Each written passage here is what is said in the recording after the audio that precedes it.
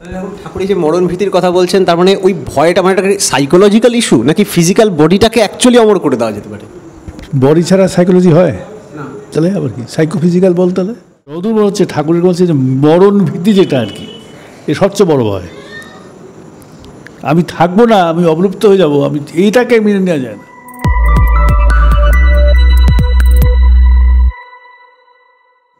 শ্রী শ্রী ঠাকুরের বাণী আছে, যজন যাজন ইষ্টভৃতি করলে কাটে মহাভীতি।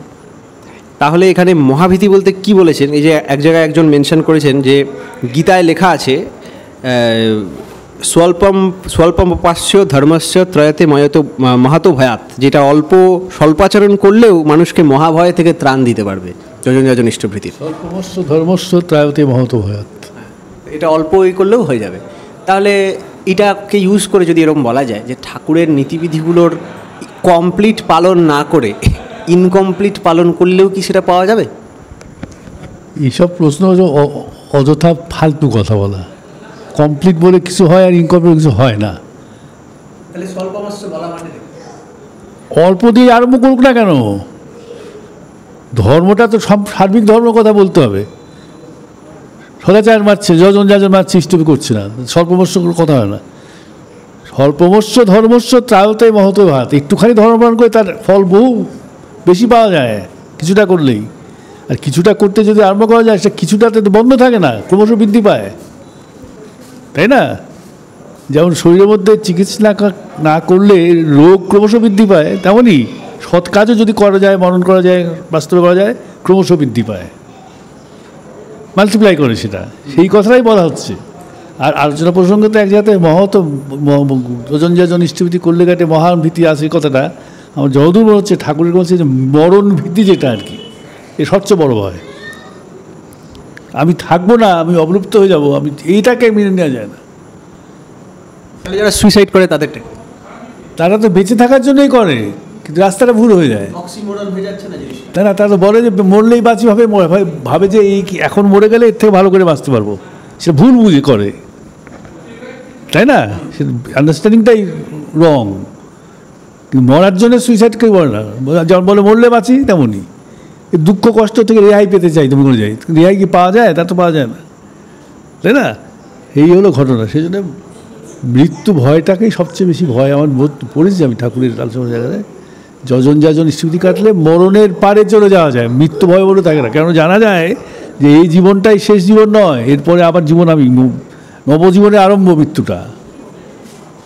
এখানে আমার একটা আছে যে প্রথম কথা দুটো জায়গায়, একটা যে যজন যাজন ইষ্টভৃতি করলে কাটে মহাভীতি, এত সহজ লাগছে ব্যাপারটা। যজন যাজন ইষ্টভৃতি সিম্পল ব্যাপার, মানে আমরা যেরকমভাবে শুনেছি, এটা করলে মহাভীতি মানে মরণের ভীতি কেটে যাবে, এটা কীরকমভাবে কাটে? জীবনের অর্থটা বোঝা গেলে মরণটা হচ্ছে কিছুই না, তাই রবীন্দ্রনাথের একটা কবিতা আছে, স্তন থেকে সরে গেলে শিশু কাঁদে ডরে।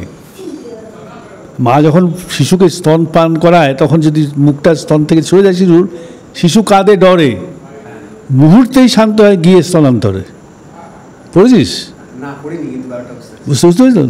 তেমনই মৃত্যুর পর আবার জন্মতে চলে যাচ্ছে, জন্ম আছে, মৃত্যুটাকে তখন সেই মৃত্যু বলে দেখায়, আবার নবজীবনের সূচনা বলে দেখবে সে। দাদা এখানে একটা সমস্যা হয় যে আমার যদি মনে থাকেও, আমি যাদের নিয়ে ছিলাম তারা তো সবসময় পাওয়া যায় না। এইটা তো আর একটা ইস্যু হয়ে গেল, সেটা তো চেতনার বিস্তার ইস্যু হয়ে গেল, আমি একাই রয়ে গেলাম। তো সে তখন তো আবার খোঁজ করবে সে, যে চেতনাটা কী করে লাভ করা যায়। তাদের নিয়ে আগের মতো সেই মজাটা তো করা যাবে না, মানে আগে ওদের কিছু মনে নেই, আমার মনে আছে, কিছু তো করা যাবে, কিছু তো ব্রিজ হবে, একটা একসাথে ঠাকুরের কাজ করা, এরকম একটা কিছু হতে পারে। সেই যাই হোক, একটা একেবারে অজানার মধ্যে একটুখানি লাইট পাওয়া যাবে, এইটুকু তো হবে। আর সেখানেই তো শেষ না, চেষ্টা করলে আরও বেশি হবে, করারও শেষ নেই, হওয়ারও শেষ নেই। সেই জন্য করার দিকে মনটা দিয়ে করাই ভালো। মাঝে মাঝে শুধু শুধু গীত জোগাড় করে গীতের কথা ভেবে এটাকে বন্ধ করে দেওয়ার প্রবণতাটা ভালো না। ঠাকুর এই যে মরণ ভীতির কথা বলছেন, তার মানে ওই ভয়টা মানে একটা সাইকোলজিক্যাল ইস্যু, নাকি ফিজিক্যাল বডিটাকে অ্যাকচুয়ালি অমর করে দেওয়া যেতে পারে? বডি ছাড়া সাইকোলজি হয় না, তাহলে আবার কি সাইকোফিজিক্যাল বলতে হলে বডিটাকে তো অমর করতে পারলাম না, ওটা তো একটা জাস্ট এর কোনো প্রমাণও নেই। বড়টাকে করতে পারলাম না, কিন্তু যদি যেমন ঠাকুরকে মারা গেছেন, রবীন্দ্রনাথ মারা গেছেন,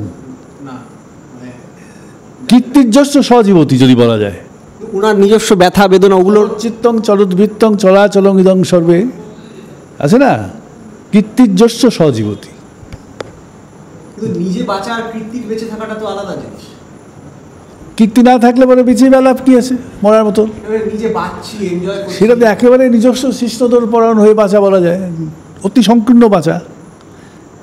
এই বিশাল বিশাল ব্রহ্মাণ্ডে আমার কি কন্ট্রিবিউশন আছে বাঁচাতে?